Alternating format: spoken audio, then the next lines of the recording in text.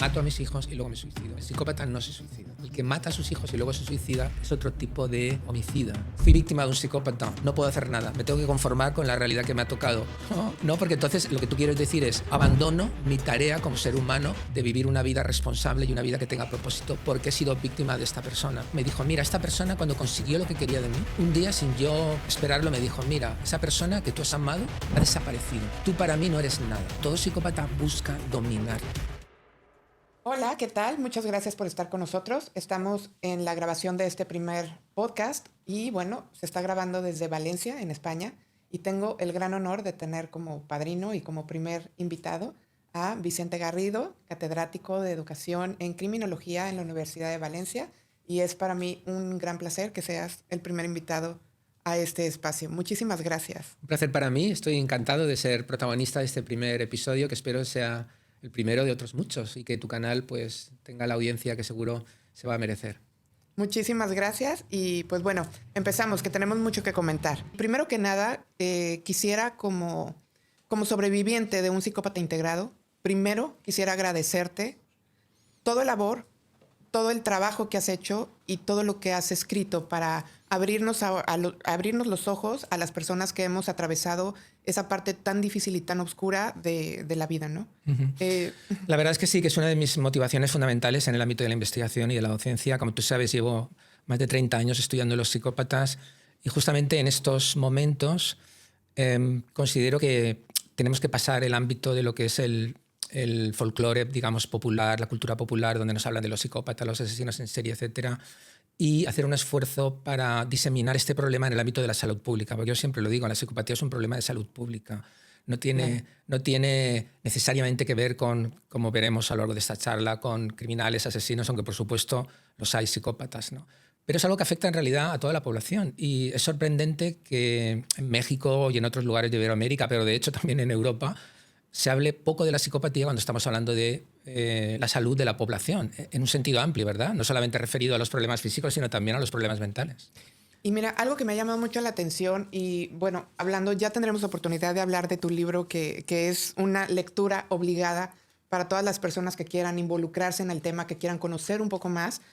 Hay muchas frases que, bueno, nos podríamos llevar horas y horas revisando y comentando cada capítulo.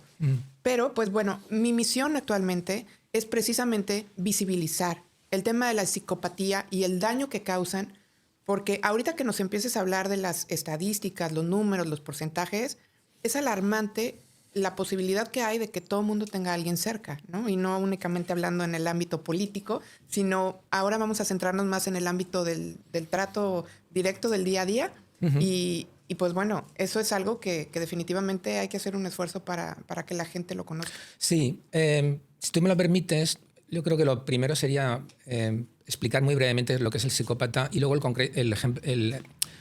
tipo de psicópata integrado, ¿no? El psicópata es alguien que tiene una desconexión emocional profunda con respecto a los demás.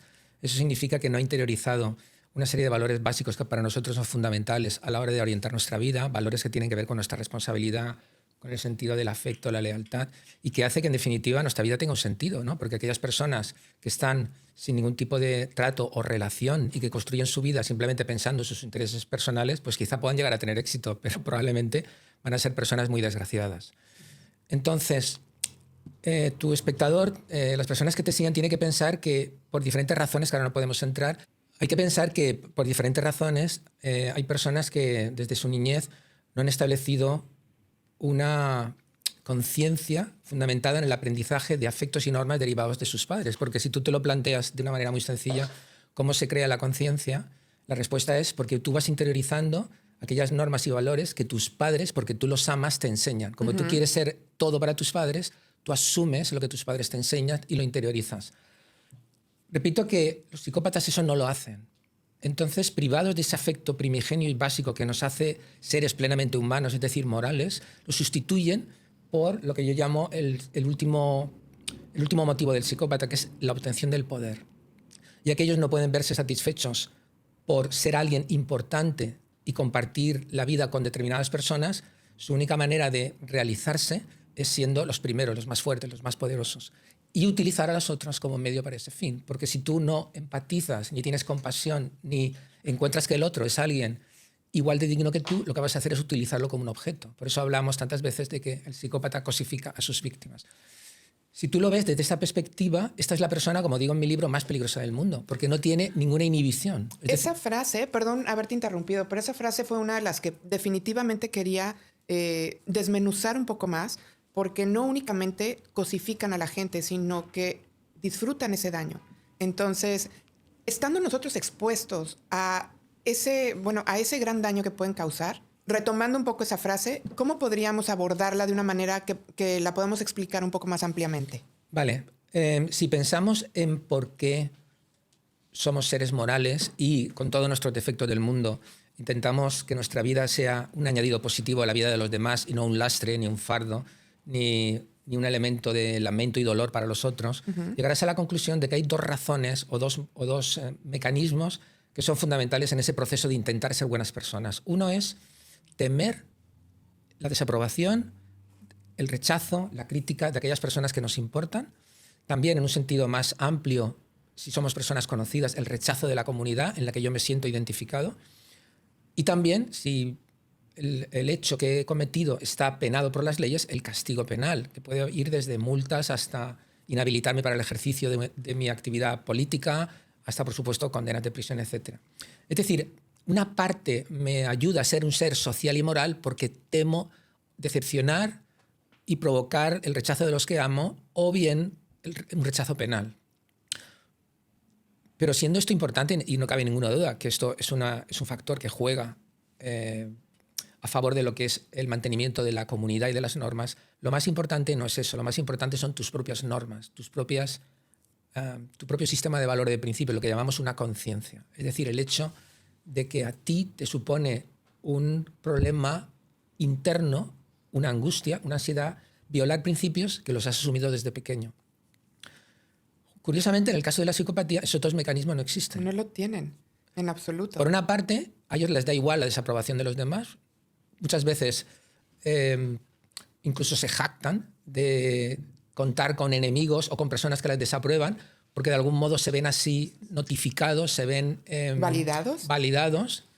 Y además sabemos desde estudios fisiológicos de los años 50 que los psicópatas sienten menos ansiedad frente al castigo. O dicho de otra manera, son menos intimidados por una amenaza del castigo, porque hay experimentos, repito, de los años 50 que muestran que enfrentados a situaciones experimentales donde una persona puede aprender una estrategia para escapar de un castigo, por ejemplo, un pequeño electroshock, el psicópata tarda mucho más que una persona no psicópata en aprender ese mecanismo, porque le cuesta verse afectado más por el castigo.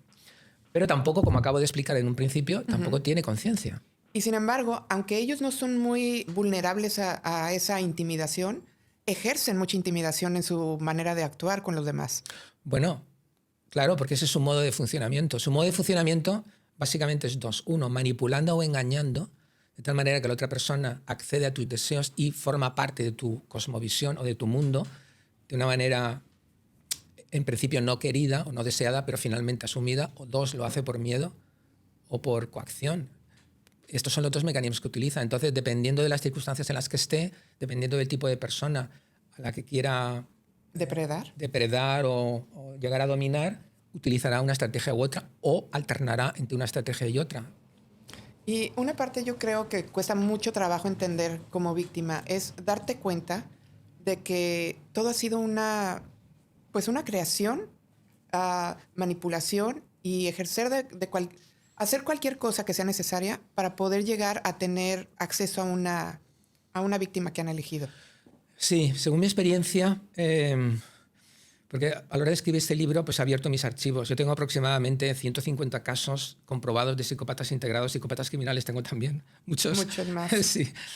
Y una cosa que comento en mi libro es que hay un momento crítico y muy importante en lo que es el proceso de supervivencia.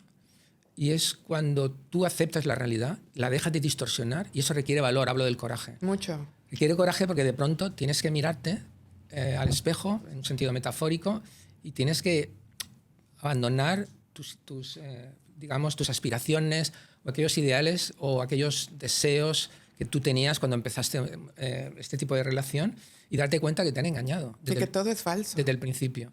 Y hay mucha gente que eso no lo va a aceptar. Por eso hablo en mi libro de que dentro del proceso de superación o de supervivencia del psicópata, cuando tú consigues eso, es lo que yo llamo la etapa de la revelación y del horror, porque es una etapa de horror. Sí. La revelación es, no es posible, todo esto ha sido mentira, no quiero a mis hijos cuando hay hijos, todo aquello que me prometió, etcétera, pues todo ha resultado un fiasco, todo ha resultado una auténtica mentira encadenada. Y claro, mucha gente tiene miedo a eso. Seguramente tú como experto lo sabes, pero yo como paciente o como sobreviviente te puedo comentar y lo puedo compartir con la audiencia, que es algo extremadamente doloroso. Se necesita mucho valor para darte cuenta de la realidad que has vivido. Sin embargo, a pesar de que duela, también es muy revelador y muy sanador, porque muchas veces tú sientes que te estás volviendo loco o puedes sentir que estás viendo cosas que no son, puedes echarte la culpa, empiezas... Yo siempre he comentado, cuando te sientes culpable, no te defiendes. Y como ellos hacen que te sientas culpable, te tienen a merced de lo que decidan. Como experto, ¿qué opinas de esto que comento? Sí, estoy completamente de acuerdo. Esa etapa de liberación o de, perdón, o de sanación pasa necesariamente porque tú te quitas el veneno dentro de ti. Es decir, el psicópata te ha introducido una serie de toxinas y esas toxinas te han ido mermando, te han ido enfermando. A mí me gusta decir que van angostando o estrechando tu espíritu, en el sentido de que como ser humano van quitándote ideales, esperanzas, energías, posibilidades y va reduciendo tu ámbito de realización personal. Entonces, claro, cuando tú haces ese esfuerzo y tienes esa revelación que te horroriza, pero dices, ya no quiero seguir esto, ya no quiero que esto continúe de esta manera porque yo tengo una vida que en su futuro es mucho más enriquecedora de lo que estoy viviendo aquí. Además, es una vida que puedo vivir de verdad, es una vida donde yo puedo ser la persona que he soñado o por la que lucho querer ser, ¿no? Y ese proceso lo es todo. Ese proceso lo es todo. Si tú no llegas a ese punto, estás siempre expuesto a la recaída. Porque la otra persona vendrá con otra historia, vendrá con otro argumento, es verdad, yo no te he tratado como te merecías. Claro, entonces tiene que producirse esa transformación. Yo hablo, en el libro digo que conocer a un psicópata es un hecho radical, entendiendo por hecho radical algo que va a modificar tu vida de una manera fundamental. Y que tú no tienes la culpa de eso, pero tienes la responsabilidad de no sucumbir frente a él. De recuperarte. Claro, es que son dos conceptos diferentes. La culpa y la responsabilidad. Tú no tienes la culpa de haberte enamorado o haberte creído la fachada o la imagen que te presentaba, pero en la medida en que tú eres un ser libre, un ser moral, dotado de espíritu, en la medida en que tú tienes una responsabilidad para gestionar tu propia vida de una manera que tenga un propósito y un sentido, es responsabilidad tuya. Tú no puedes decir, fui víctima de un psicópata, no puedo hacer nada, me tengo que conformar con la realidad que me ha tocado. Eso no. No, porque entonces lo que tú quieres decir es, abandono mi tarea como ser humano de vivir una vida responsable y una vida que tenga propósito porque he sido víctima de esta persona. No, esa no puede ser la respuesta. Claro. Y de alguna manera yo creo que el hecho de ponerle nombre, por ejemplo, antes de que se inventara la penicilina, había infinidad de muertes porque no sabían contra qué estaban peleando, ni cómo debían tratarlo o qué debían tomar para sobrevivir. Y yo siento que es algo muy similar. Desde luego, Eva. Alguna vez he puesto el ejemplo mucho más cercano en el tiempo de la anorexia. Hace, 25 o 30 años, nadie sabía lo que era la anorexia. Tú sabes, esa enfermedad mental que sobre todo afecta a las chicas, por las cuales se ven gordas, a pesar de estar esqueléticas, ¿no? Pues yo recuerdo, esto es un poco al principio de mi carrera, pero bueno, por mi profesión de psicólogo, etcétera, pues he estado en contacto con familias que han tenido este tipo de problema en sus casas, ¿no?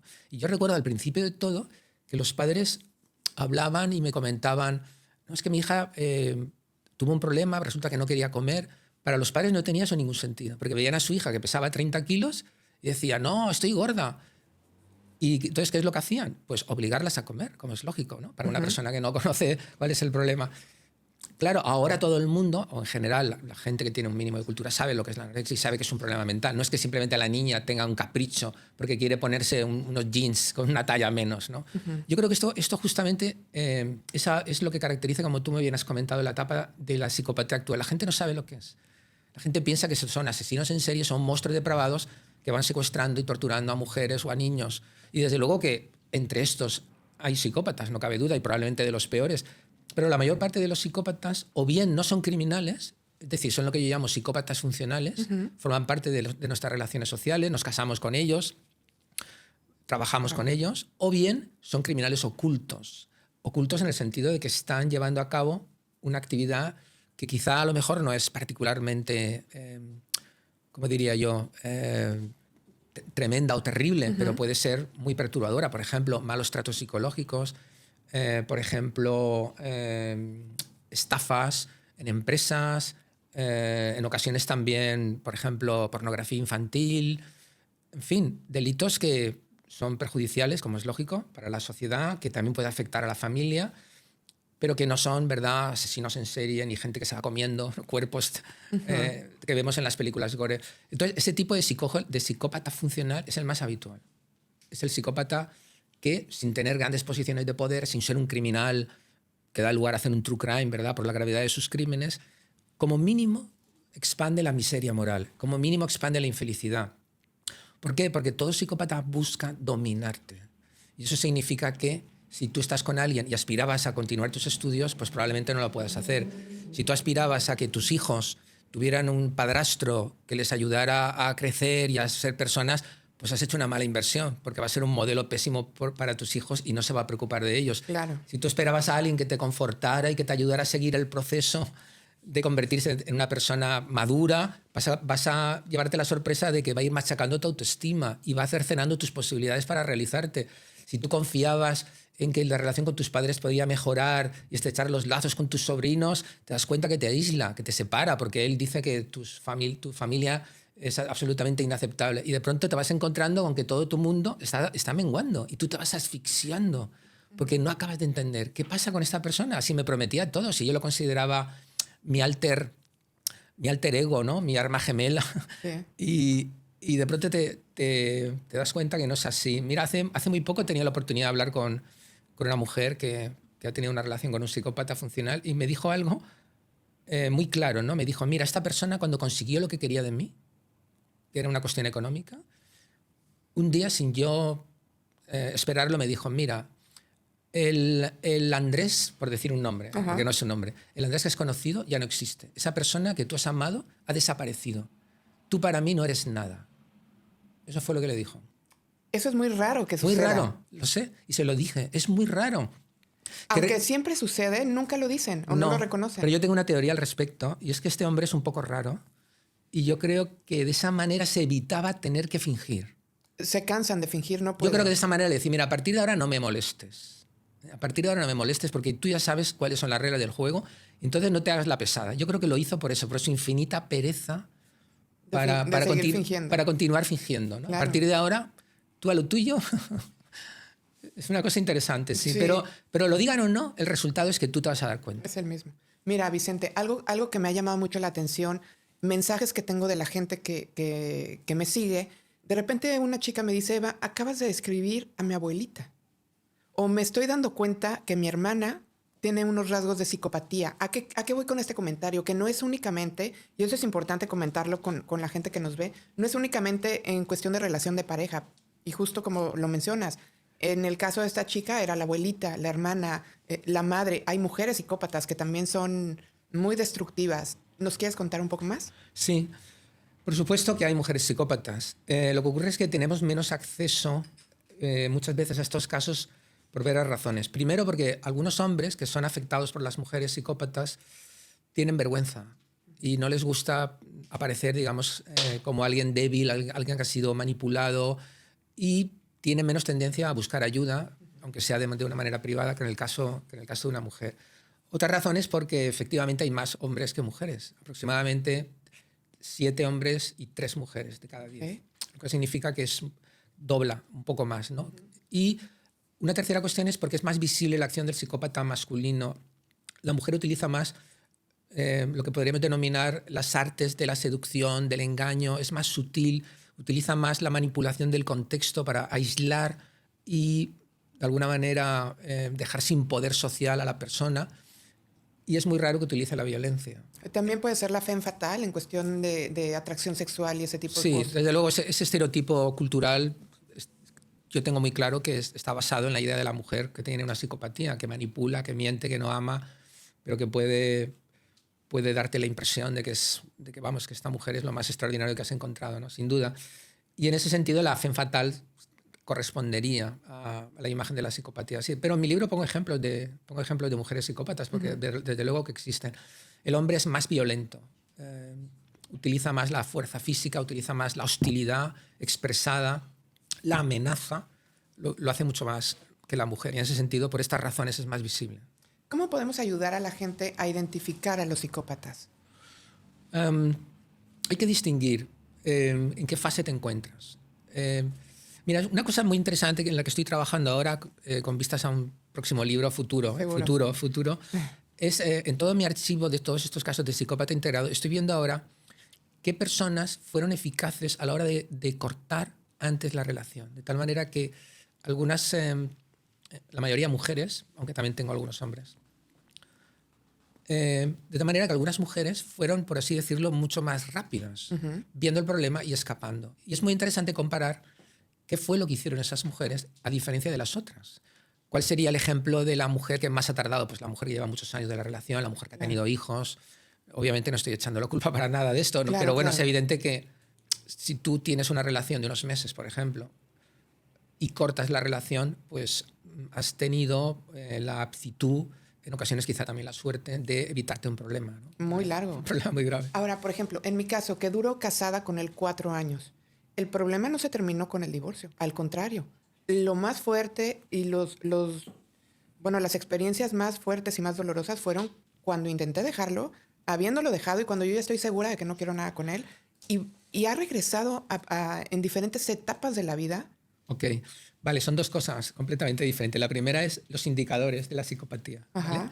Lo que te estaba explicando es que me he dado cuenta, porque estoy haciendo ahora la investigación, ¿no? Estoy leyendo las entrevistas, etcétera, o releyéndolas. ¿No? Me he dado cuenta que estas mujeres hicieron dos cosas fundamentales más, pero ahora no podemos entrar en ello. La primera fue que hicieron caso a su intuición de una manera que las otras mujeres no hicieron. Qué importante. La intuición es un sentimiento fisiológico, es un sentimiento interno que se expresa somáticamente en un modo que admite diferentes calificativos, por ejemplo, ansiedad, incluso en ocasiones angustia, un sentimiento de decepción profundo, un sentimiento profundo de frustración, una inquietud, un sentimiento de, digamos, de que las cosas no acaban de estar cristalinas, ¿no? Todo esto son manifestaciones somáticas y que te produce una desazón, ¿no? Entonces estas mujeres tuvieron una especial sensibilidad con respecto a la intuición. A mí me gusta decir que son mujeres que se supieron escuchar. Qué bonito. Se escucharon. Y luego la segunda cosa fue que fueron rápidas a la hora de externalizar el problema.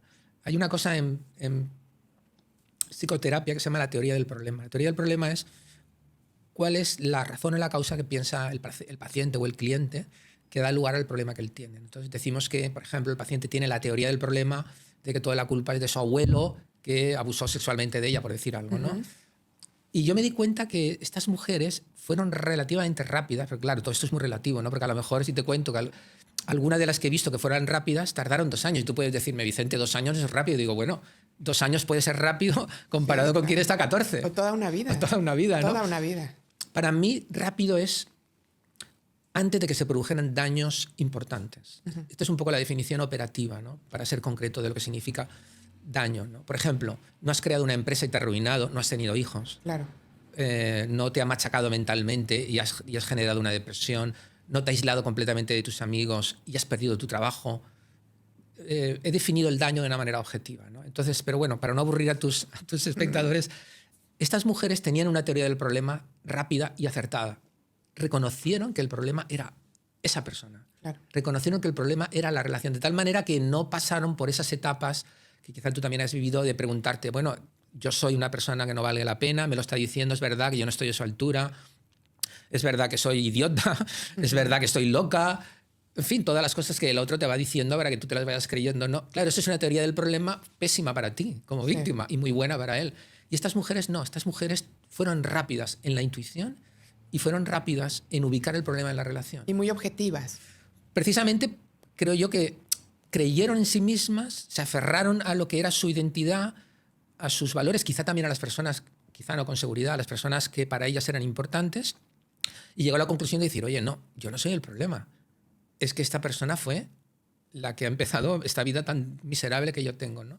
Y entonces, ¿en qué se fijaron? Bueno, pues se fijaron en sus mentiras, se fijaron en que sus promesas nunca se cumplían, se fijaron en que poco a poco tenía que variar sus comportamientos y sus hábitos de vida para ajustarse a los suyos, tenía que hacer un trabajo extra que le correspondía a la otra persona, pero que él te decía que te correspondía a ti por las razones que fueran. Qué sé yo, hay tantas cosas. Y la incongruencia, ¿no? A mí se me hace muy importante, la incongruencia entre lo que hacen y lo que dicen. Sin duda, esa es la regla general, ¿no? Que la comento, recordarás que en el libro una y otra vez lo planteo, ¿no? Fíjate en lo que hace y no en lo que dice que hace, ¿no? Porque lo que dice que hace no tiene nada que ver con lo que hace.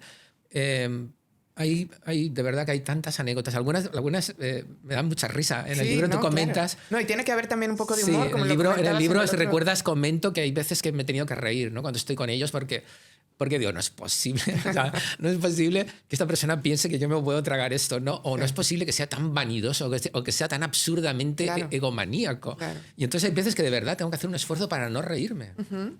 Pero claro, cuando tú estás conviviendo con una persona o tienes una relación profesional o de amistad muy intensa, pues eso mucha risa no te da, porque al final te consideras no solamente estafado en el sentido íntimo, te das cuenta que ha afectado tu alegría de vivir, y eso es lo más importante, que te ha quitado, como a mí me gusta decir, te ha quitado parte de tu espíritu, ¿no? Y el espíritu es eso que nos da esos ideales, ese esfuerzo por encarar a la vida que siempre es complicada de vivir, ¿no? Y yo creo que eso es el peor daño. Son como, nos están chupando el espíritu, me gusta decir, como los vampiros te chupan la sangre, te van dejando...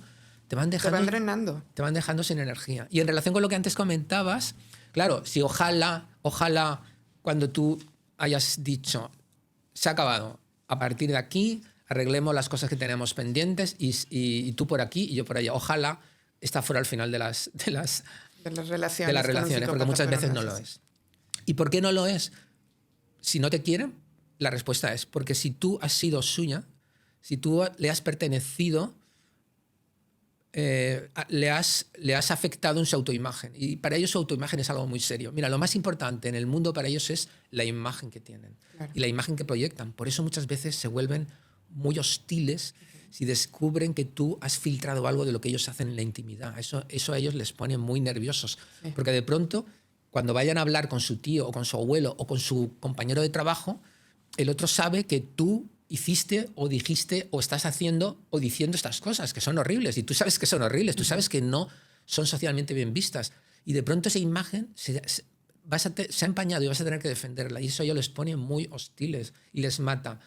Entonces, en muchas circunstancias, ellos actuarán de tal manera que en primer lugar te castigarán, en segundo lugar intentarán tener el control sobre ti, y en tercer lugar, actuando hostilmente y en ocasiones haciéndose la víctima, querrán decir a todo el mundo que tú has sido la mala, tú has sido la perversa y que ellos han sido las víctimas de toda esta relación. Por eso no te dejan.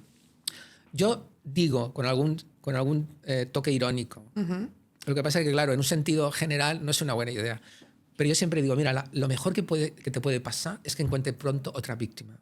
A ti te suelta y se va con la otra. Pero claro, siempre hay otra, ¿no? Sí. Y claro, es desearte... Y regresan. Desearte lo bueno para ti, porque va a ser lo malo para otra persona, ¿no?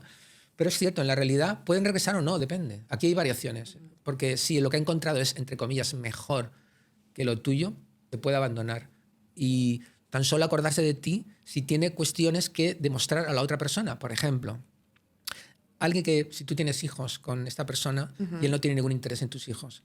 En fin, te hablo de casos que he conocido, ¿verdad? Pero él ahora tiene una nueva víctima, que a su vez tiene un hijo o dos hijos de una relación anterior. Claro, él tiene que demostrar que es un padre normal. Entonces, solamente por eso puede pelearte la custodia. Okay. Simplemente por eso. Por él, jamás iría por ellos ni tendría ningún interés. Pero claro, si la otra mujer es consciente de que tú tienes un hijo y tú nunca manifiestas ningún interés por verlo, vas a parecer como un mal padre o como un tipo raro. Y entonces eso hace que vaya a buscar y te diga, yo quiero ver a mi hijo, Manolo, o quien sea, porque no sé qué. Pero es todo puro fachada. Es todo puro fachada, porque lo único que intenta es convencer a la otra persona de que es un buen padre. Lo que ocurre es que con el tiempo, si la otra persona ya está dominada o controlada, tenderá de nuevo a despegarse, porque para él no será sino un estorbo y una molestia. Mira, hablando del tema, en México tenemos una asociación, hay varios grupos de mujeres, igual México, Colombia, algunos otros países de América Latina, en donde hay movimientos en contra de la violencia vicaria. Y son mujeres muy valiosas y muy valientes que justo están peleando cuando el hombre trata de hacerle daño a los hijos con tal de dañar a la mujer. Y una de las primeras cosas que más trabajo les cuestan es entender que como padres no les importen sus hijos, no les importa el daño que hacen. Mi teoría personal, posiblemente una parte acertada, puede ser que gran parte de las personas o de los hombres que ejercen una violencia vicaria son psicópatas integrados. ¿Qué opinas tú de eso? Mira, no se ha hecho estudios al respecto. Es decir, yo todavía no he leído un estudio. Quizás se ha publicado, yo no lo he visto, porque hoy en día se publican, como sabes, se va millones de artículos científicos. Claro. ¿No? Pero yo todavía no he leído un estudio donde analice la psicología, las características de patología o de personalidad de personas que hayan sido condenadas por haber agredido gravemente o incluso haber matado a sus hijos, ¿no? Por consiguiente, sobre esto no podemos afirmar nada de manera segura. Yo no creo que todos lo sean, desde luego, pero creo que una parte importante sí. ¿Por qué digo que no todos lo sean? Porque hay gente que se suicida luego. Es una figura bastante común. Mato a mis hijos y luego me suicido. El psicópata no se suicida. Okay. El que mata a sus hijos y luego se suicida es otro tipo de homicida, ¿no? Que tiene más que ver con o tiene relación con la persona, por ejemplo, que mata a muchas personas, no necesariamente de su familia, les tirotea. Bueno, en Estados Unidos sabes que estas cosas suceden prácticamente todos los días, ¿no? Y luego se suicida. Tiene que ver más con el asesinato múltiple, que quiere acabar con una situación que a él le produce una enorme desazón, que considera que es una profunda injusticia. Por ejemplo, me has quitado mis hijos, me has hecho pasar por la persona malvada, delante de todos, delante de la familia, delante de la sociedad, y yo eso no lo puedo tolerar, ¿verdad? Entonces te voy a matar, o voy a matar lo que más quieres, que son tus hijos, pero yo luego ya no voy a seguir aquí presente para vivir todo aquello, ¿no? Sin embargo, el psicópata integrado no se va a suicidar y puede dañar gravemente a tus hijos o puede matarlo en la medida en que su afán de venganza y de devolución de lo que él considera que es un golpe a su autoestima así lo justifica. Claro. Pero estará dispuesto a pagar el tiempo en la cárcel que sea necesario. Y al margen de estos casos tan extremos, si estamos hablando de personas que no les importa dañar a sus hijos con tal de complicar la vida a la madre, por ejemplo, disputándole la custodia o inventándose cosas para pleitear y para complicarle la vida, desde luego hay muchos psicópatas integrados, claro que sí, porque esta es precisamente una de las armas favoritas, de que te separes de mí, ya no quieres compartir mi negocio, ya no quieres que paguemos juntos no sé qué, has dicho cosas horribles de mí, pues ahora prepárate, porque voy a pelearte los hijos, aunque luego los recoja y se los deje en casa de mis padres y yo no los vea en todo el fin de semana, porque esto lo he visto yo. Sucede, y sucede Hombre, muchísimo. Claro que sucede. Recuerdo un caso donde la persona además se los llevaba, eran pequeños, se los llevaba, no les ponía anclajes de seguridad en el auto, luego los llevaba a un sitio, les daba, estaban en un bar mayor parte del fin de semana, simplemente era para hacer daño a su pareja, ¿no? Antes de que los hombres que nos vean digan, vale, ya está bien, porque nosotros también somos afectados, déjame que te diga que sí. Y que en el libro hay ejemplos de mujeres que efectivamente han sido malas madres y han complicado la vida a sus maridos. Por supuesto que existen. Aquí no se trata de ninguna guerra de sexos. Sí, simplemente, de la misma manera como determinadas patologías o características de personalidad están más presentes en un sexo que en otro, la psicopatía está más presente en los hombres. Pero obviamente hay ejemplos de mujeres que también hacen daño y utilizan a sus hijos para obtener ventaja con respecto a una situación, digamos, de custodia o de disputa judicial con respecto a su pareja. Hay también familiares que me buscan diciéndome que su hermana, su sobrina, su madre están en una relación con un psicópata, que ellos de lejos se dan cuenta, quieren ayudar a la víctima, pero la víctima muchas veces o no se deja ayudar o no ha visto lo que la gente ve. ¿Cómo podemos abordar ese acompañamiento? Claro, esa es la pregunta fundamental, porque a mí esto me ha ocurrido muchas veces y yo te puedo decir, Eva, que ha habido casos donde yo no he podido hacer mucho. No, o nada directamente. Es decir, recuerdo Porque claro, he entrevistado a muchas personas a lo largo de estos 30 años y recuerdo gente que me ha dicho, mira Vicente, no importa lo que tú me digas, yo no voy a dejar a este hombre, por ejemplo. Esta es una frase que la tengo grabada. Wow. Otra que me dijo, a pesar de que sufría maltrato severo por parte de él, otra que me dijo, y joven, me acuerdo, fue en Santander, me dijo, Vicente, ¿por qué no puedo ver yo a, pongamos que se llamaba Juan, como tú me estás diciendo que es? ¿Por qué no lo puedo ver yo? Una frase también que me hizo pensar mucho. Tú me estás describiendo a alguien que yo no veo. Que yo no veo, a pesar de que yo te he contado todo lo que me ha hecho. Sí, claro. Y yo le digo, ¿cómo es él? Porque tú me has contado todo eso y otras cosas a lo largo de las entrevistas. Entonces es curioso que mi diagnóstico en base a la información que ella me ha dado, información colateral que siempre busco, a ella no le sirve cuando precisamente la fuente de la información es lo que ella vive y lo que ella me ha contado, ¿no? Con eso te darás cuenta cómo muchas veces queremos vivir de acuerdo con nuestros sueños y no de acuerdo con la realidad. Y preferimos negar la realidad. Es que es así. Es decir, esto no existe. De tal manera que, aunque pueda parecer sorprendente, no es algo tan raro. En los estudios sobre victimología, sobre todo en aquellos casos donde se ha producido, por ejemplo, abusos sexuales prolongados y variados, es muy habitual hablar con gente muy próxima al abusador y decirte, no, yo no he notado nada. O, no, realmente nunca me preocupé por eso. Y tú mirando esto dices, ¿cómo es posible? Si había un montón de indicadores, incluso en algún momento vino tal persona y dijo esto. Sencillamente, lo que haces es que niegas la realidad, ¿no? Lo que se llama, es un mecanismo de defensa, lo que se llama la negación. Y de alguna manera tú te desconectas de esa parte de la realidad. No la quieres ver y por consiguiente compartimentas. Esta parte está ahí y no es una puerta que no voy a abrir. ¿Por qué? Porque el tipo de vida en el que estoy instalado, por las razones que sean, me compensa. Y no quiero que todo esto se rompa en mil pedazos. Y esa es la razón por la que, por ejemplo, en un caso reciente que ahora mismo se está juzgando de un cirujano en Francia que durante 25 años estuvo abusando de 299 personas, la mayoría menores, cuando han declarado sus hijos y su mujer, nadie vio nada nunca. Nadie vio nada nunca. Los hijos dijeron, no, fue un padre estupendo. La mujer dijo, yo no tenía ni idea. A pesar de que incluso tuvo una condena años anterior por, parece ser, haber tenido material pornográfico infantil. Pero yo lo considero como una anécdota. Y eso es lo que ocurre. Entonces, ¿cómo lograrlo? La verdad, no tengo ninguna fórmula. Hay veces que aparece lo que podríamos denominar que es el punto de inflexión. Es un hecho significativo. Algo que de pronto te despierta la realidad y rompe esa especie de muro de hielo que has creado y hace crack y se cae el muro de hielo. Por ejemplo, algo que crees tú que pone en peligro a un hijo tuyo. Eso es algo que he observado que puede ser un hecho significativo, un punto de inflexión. Descubrir una mentira que te hace particularmente daño. Por ejemplo, saber que tuvo una relación cuando para ti era el príncipe encantador y que la mantuvo en el tiempo. En ocasiones, en circunstancias donde tú considerabas que nada podía ir mejor, porque te considerabas una persona feliz. Solo que has descubierto que esos momentos donde él se iba a trabajar porque tenía cosas urgentes estaba con respecto a otra persona. Ahí te sentiste muy herida y muy engañada. Y eso en ocasiones ha servido. Sí, claro. No hay una regla general. Yo creo que para cada persona puede haber un hecho crítico, un punto de inflexión. Pienso que para la mayoría lo hay, no todos. Yo creo que hay mujeres, hablando ahora de mujeres y de hombres, que están quizá permanentemente instaladas en la negación. Pero yo pienso que para la mayoría puede haber un hecho crítico.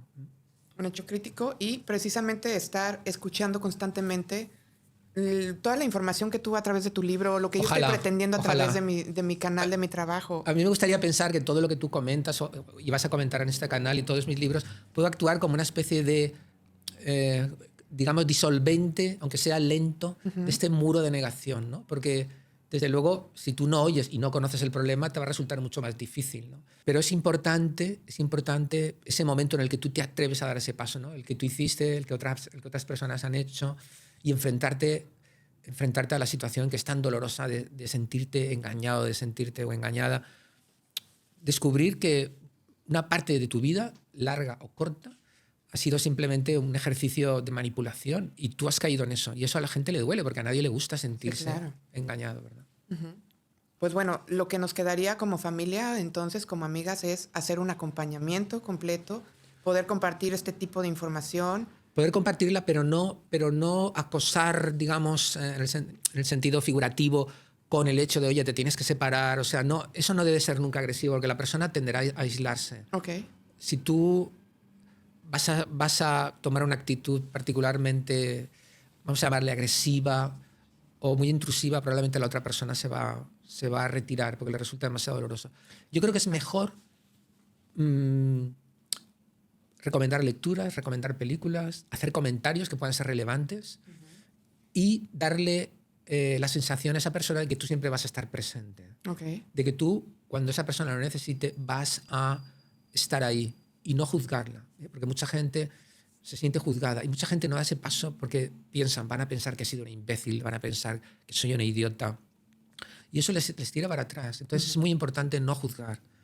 Una vez más, nadie tiene la culpa de que te seduzca y que te engañe un psicópata, porque ellos precisamente desde jóvenes están desarrollando esa habilidad. No son más inteligentes que nosotros, pero tú sabes que cualquier habilidad se perfecciona mediante la práctica. Entonces, si llevas 20 o 30 años practicando algo, eres muy bueno en eso. Nadie tiene la culpa de eso. Yo lo primero que intento cuando estoy con estas personas que se confían en mí y que confían en digamos, mis consejos y mi guía para recuperarse, decir, mira, nada de lo que tú has hecho dice nada malo de ti. Y la idea a continuación es, tú no tienes la culpa, pero tú tienes la responsabilidad. Esa frase es muy buena. Es que es así. Tú no tienes la culpa, pero tienes la responsabilidad de sanar y de salir adelante. Y de salir adelante y de ayudar a la gente que también depende de ti, porque no olvides, Eva, que si una persona está bajo los efectos de un psicópata, no solamente ella sufre los efectos, sino la gente que te rodea y que tiene que tratar con él y que en muchas ocasiones va a verse mermada su calidad de vida porque la otra persona o les va a insultar, o les va a ningunear, o les va a estafar, o va a llevar a cabo una serie de comportamientos que pueden complicar la vida.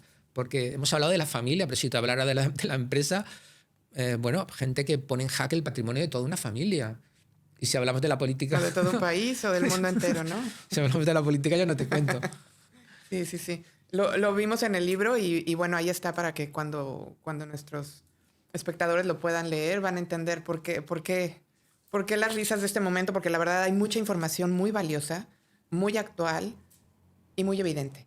O sea, la realidad es que el psicópata en el mundo, en la política, en la empresa, en la familia, hace mucho daño. Hace mucho daño porque él está especialmente preparado para hacerlo. Alguien que no tiene sentimiento de culpa, alguien que no tiene conciencia, alguien que no se ve intimidado por el castigo, alguien que no te reconoce como parte de la familia humana porque él se siente excluido y no le importa estarlo, alguien que ha desarrollado durante mucho tiempo la habilidad de la mentira, la manipulación, es la persona más preparada para hacer daño. Por eso lo califico del ser humano más peligroso que existe.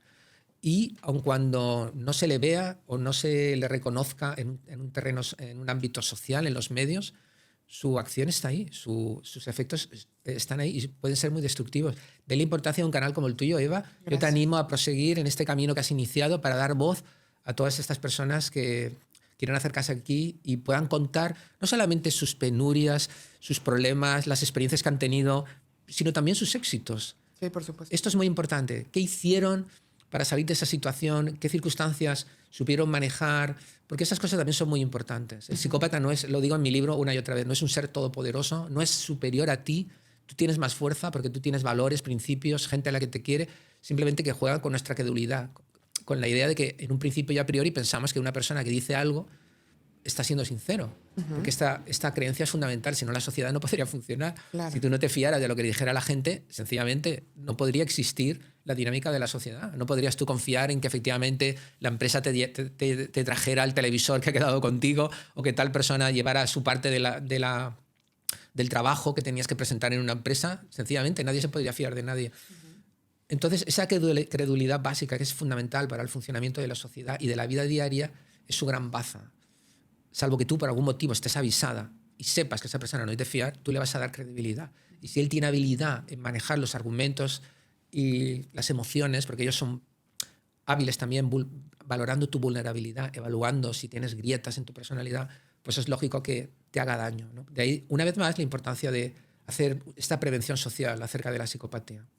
¿Podemos hablar brevemente de la diferencia entre psicópatas y narcisistas? Sí, algunas personas utilizan el término narcisista maligno o perverso como sinónimo del psicópata. En tal caso, es lo mismo. Pero si somos más rigurosos, decimos que la persona que tiene un narcisismo exagerado o que tiene una patología narcisista, porque una persona narcisista en un sentido coloquial es alguien que se ama demasiado y se valora mucho, pero no es en un sentido patológico. Y hay gente que es más narcisista y gente que es menos narcisista. Pero si hablamos del narcisismo como una patología, digamos que tienen en común con el psicópata el que son muy poco empáticos, el que les gusta manipular y que en ocasiones pueden utilizar métodos hostiles y violentos para conseguir sus fines. Eso es lo que les une con el psicópata. Pero hay varias diferencias importantes. En primer lugar, el narcisista necesita continuamente la adoración de los demás. Él se levanta por las mañanas creyendo que es un ser superior y necesita escucharlo una y otra vez. El psicópata, aunque también es alguien narcisista, en general no necesita tanto esto. A él lo que le importa es saber que tiene el poder y no necesita que continuamente le estén diciendo qué magnífico, qué inteligente, qué súper extraordinario es continuamente. Una segunda diferencia importante: el psicópata puede utilizar la violencia de una manera mucho más seria, grave e intensa que el narcisista. ¿Lo que lo hace más peligroso? Lo que lo hace más peligroso. El psicópata puede ser narcisista más por impulsividad, por rechazo, por odio, porque tú no le concedes la razón o no comprendes que es superior a ti. Pero el psicópata puede ser mucho más manipulador, calculador y frío y puede utilizar la violencia de una manera muy poderosa, puede incluso matarte. Y una tercera característica es que está implícito en la anterior, que el narcisista en general es más impulsivo. Y en una variedad, el narcisista puede sentirse profundamente acomplejado, tener una autoestima muy débil, por eso responde de manera hostil y violenta contra aquellas personas que ponen en duda su capacidad o su valor.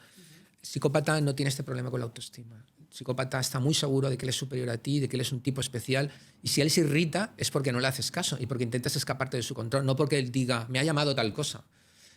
Y si él responde porque tú le has expuesto con respecto a la imagen, no es porque él tema sufrir en su imagen en el sentido de que él se siente mal, sino porque le has estropeado su modus vivendi, le has estropeado la imagen que él utiliza para conseguir, le has estropeado su trampa. Claro. Entonces esa es una diferencia con respecto al narcisista. El narcisista siente la herida de me has llamado tal cosa, me has hecho quedar en ridículo frente a los demás, y entonces de algún modo, como él se siente inferior en una variedad, el narcisista, eso le duele mucho. Al psicópata le duele que le hayas estropeado su trampa, la estructura que él utiliza para que la gente caiga, no porque él tenga ningún problema de su autoestima. En general, como algunas veces digo de manera irónica, si tienes que elegir, Eva, entre un narcisista y un psicópata, mi consejo es que te vayas con el narcisista. O que ninguno de los dos, de no, preferencia. Por supuesto, pero si tienes que elegir... Sí, claro.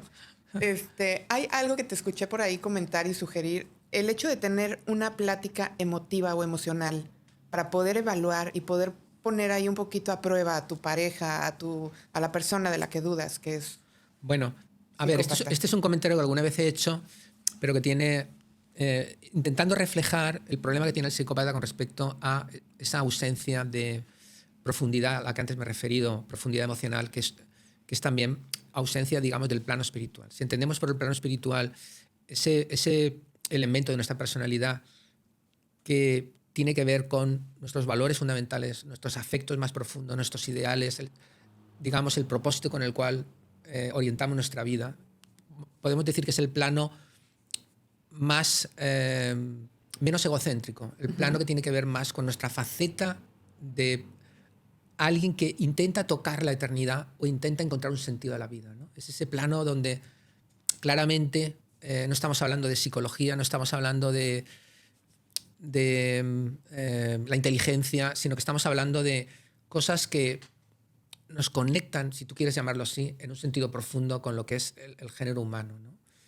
El trascender en la vida. El trascender. Por supuesto que las creencias religiosas están ahí, pero no es necesario que tengamos una creencia en una religión, ¿no? El trascender, el sentirte parte de algo que va más allá de tus meros intereses personales. Claro, ese ámbito precisa de una profundización muy importante en lo que es tu identidad, en lo que es tu mundo más íntimo y personal, y en la medida en que quieras alcanzar a comprender a otra persona, exige que tú también puedas entrar en ese terreno donde se produce esa conexión que las personas que la tienen saben que existe entre ellos, ¿no? Se miran y se comprenden. Una persona llega a un punto que no es habitual, ¿verdad? Pero desde luego lo hay en el ámbito de la amistad, en el ámbito de la pareja, en el ámbito de las relaciones entre padres e hijos, ¿no? Ese ámbito donde te das cuenta que la suma del todo es más allá, ¿verdad?, que la suma de las partes, ¿no? Claro. Y el psicópata ese nivel no lo conoce. Entonces, yo lo que planteo muchas veces, y de hecho comento en el libro como uno de los elementos que nos permiten ayudar a identificar a un psicópata, es que si tú tienes una conversación profunda con él, te darás cuenta que él no llega a ese nivel. Eso es importante. Es importante, aunque no es fácil, aunque quizá para no todo el mundo es fácil hacerlo, ¿no? Claro. Pero te darás cuenta que él en ocasiones se desespera o de entrada no quiere tener esa conversación o incluso te acusa de ser pesada, de ser reiterada, ese tema, ¿por qué tenemos que hablarlo? Siempre estás igual, estás perdiendo la cabeza. En definitiva, como un gato al cual le obligas a meterse en la bañera, es algo que no quiere hacer, ¿no? Y si no tiene más remedio que aguantar el tirón, pues te darás cuenta que no hacen realmente ninguna elaboración significativa con respecto a esto. Se limitará a no decir nada, a hacer algún tipo de onomatopeya o repetir tus palabras o decir frases clichés. Pero nada que sienta profundamente. Tú te darás cuenta que eso de lo que tú quieres hablar, con él no lo vas a poder hablar. Es la regla fundamental que yo te puedo decir. Dicho de otra manera, acabarás esa conversación y dirás, no he podido hablar de lo que yo quería hablar. No conseguí nada. No. Y, por ejemplo, si tú le preguntas de los ideales que pueden tener o de los errores que han cometido, ¿qué pasa? Bueno, aquí depende de la inteligencia que tenga. Hay gente que es muy inteligente y ha estudiado mucho. Y en términos cognitivos, él te puede hablar de ideales de una manera estupenda. Hacer a grande América de nuevo, por ejemplo. O recuperar la América de los padres fundadores.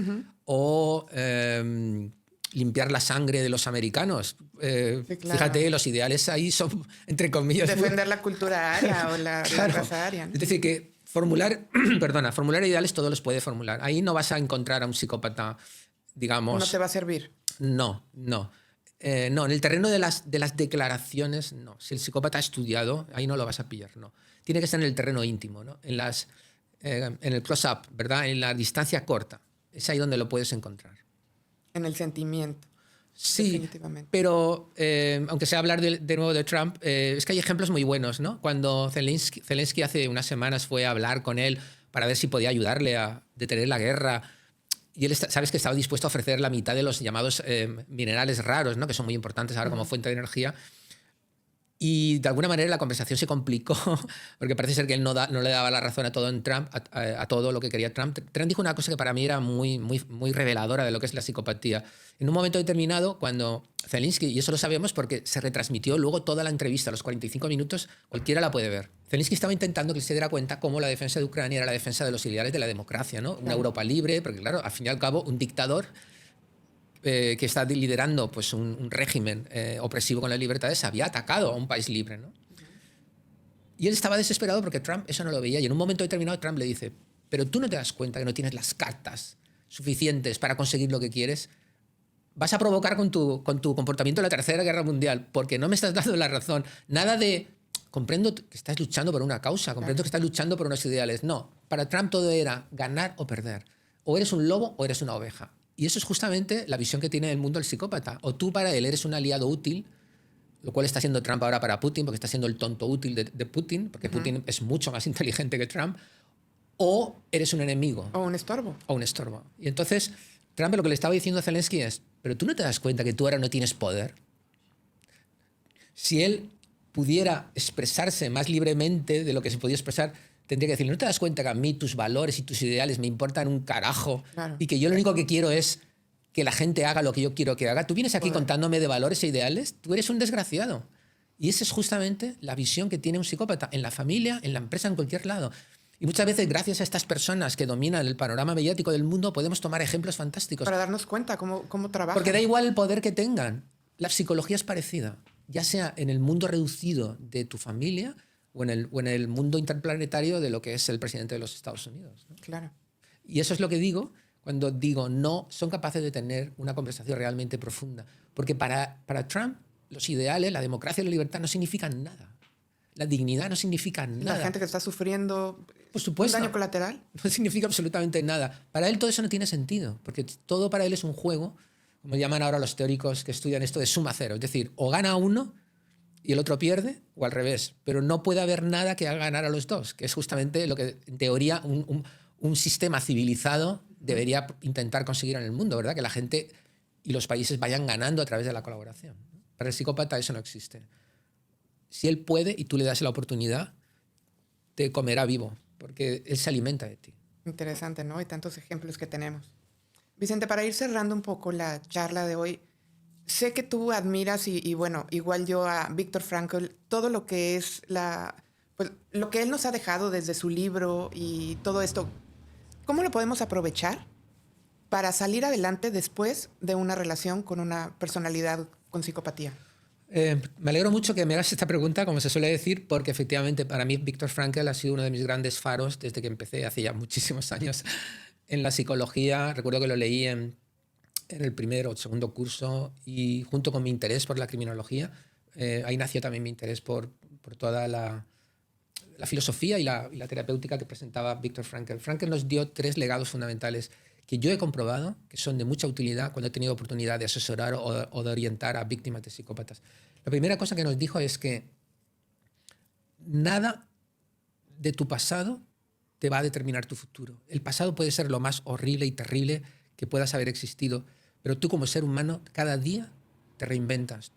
Tú como ser humano cada día tienes que asumir que eres responsable para seguir viviendo el resto del tiempo. Y él tenía muchas razones para poderlo decir, porque como tú sabes, él pasó durante cerca de 3 años por 4 campos de exterminio, toda su familia murió allí.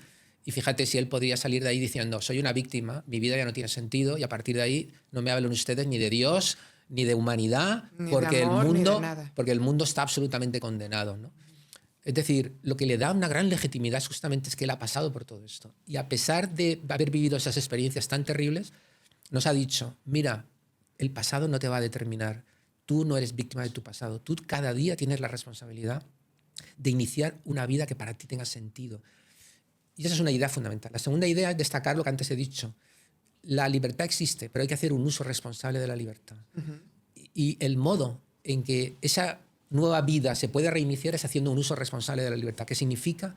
Tienes que vivir de un modo en que tu vida tenga un sentido. Es decir, que cuando tú hayas muerto, haya razones para que se pueda decir que tu paso por este mundo no fue un estorbo, no fue una amenaza, no fue una desgracia, sino que fue valioso. Que tú contribuiste en la manera en que tú pudiste hacerlo, no hace falta ser un gran héroe, que tú contribuiste a que este mundo fuera algo mejor.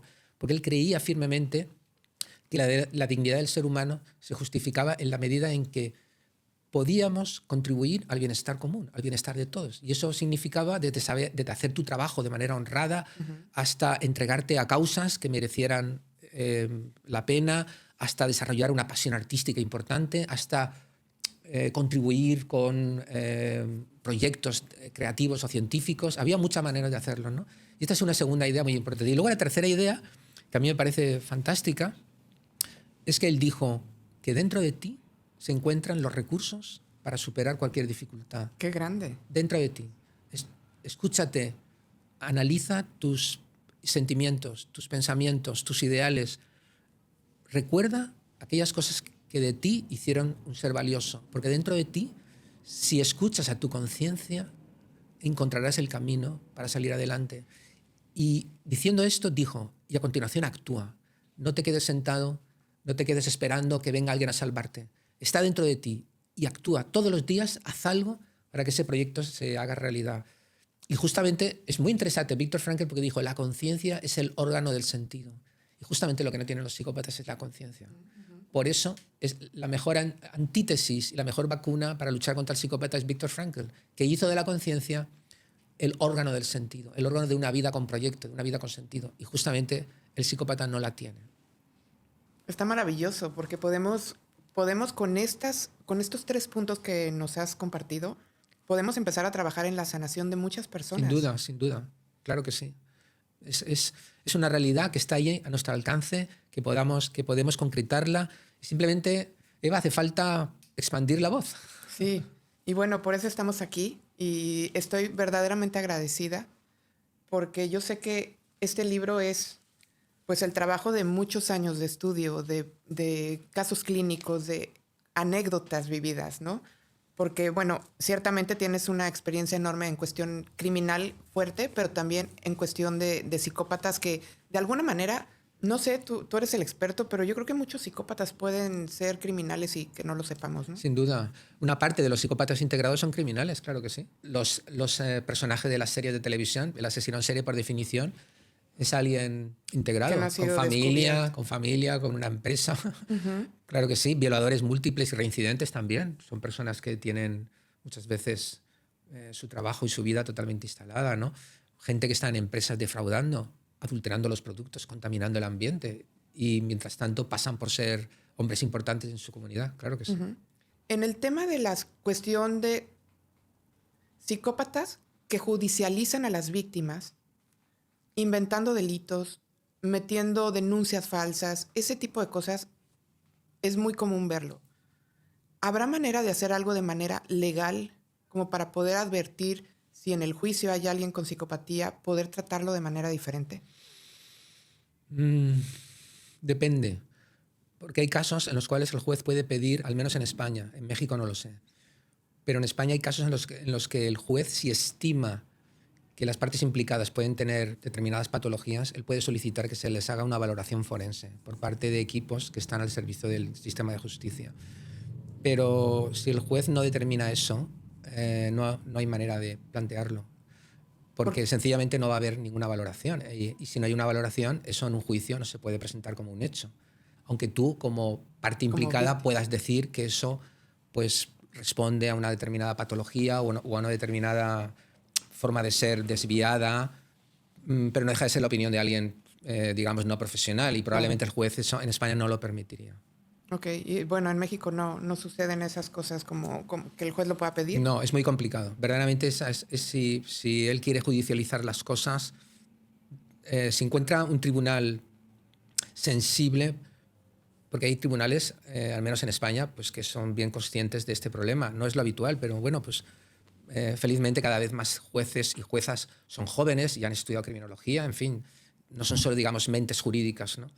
Si el tribunal es consciente de la situación, puede ayudar a la hora de parar eso, pero si no, y todo sigue un cauce estrictamente legal, ellos son expertos en utilizar... En generar caos. Ingeniería jurídica, que yo digo, y sabotear y complicar la vida mucho a las personas que están implicadas en el proceso, desde luego.